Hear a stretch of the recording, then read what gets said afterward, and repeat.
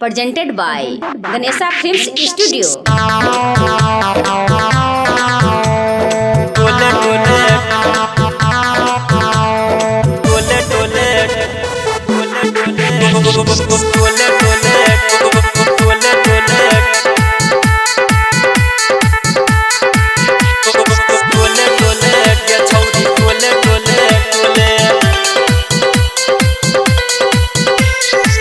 छौरी सिंगार कक छौरा के पटाबै छै गे टोले टोले गे छौरी टोले टोले टोले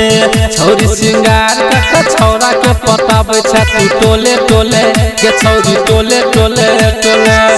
लौट हाथ में मोबाइल गे महार छै स्टाइल गे चले छै नकिया मॉडर्न ड्रेस लगा के टोले टोले गे छौरी टोले टोले टोले टोले टोले गे छौरी टोले टोले टोले छौरी सिंगार कक छौरा के पटाबै छै गे टोले टोले गे छौरी टोले टोले टोले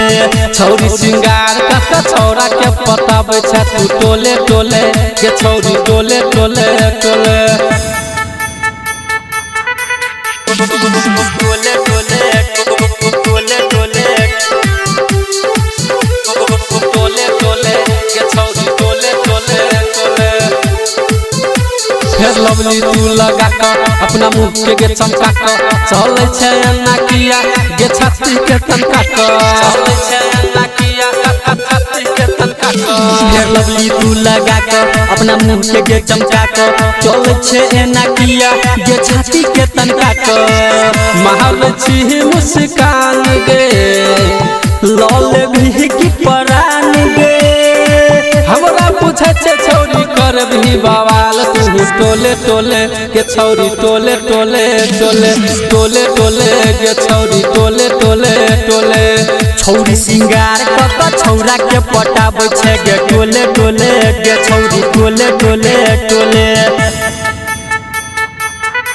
टोले टोले टोले टोले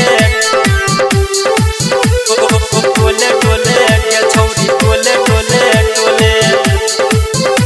बब हेयर कट कटा के तेरे नाम के बाली लगा के पेन्है छै कोन डिजाइन गे ढूंढी के देखा के पेन्है छै कोन डिजाइन ढूंढी के देखा के बब हेयर कट कटा के तेरे नाम के बाली लगा के पेन्है छै कोन डिजाइन गे ढोनी के देखा के जो बनतो हर कटिल छो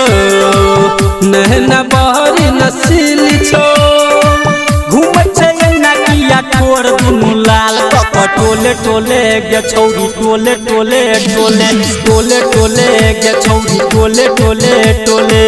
छौरी सिंगार कक छौरा के पटाबै छै तू टोले टोले गे छौरी टोले टोले टोले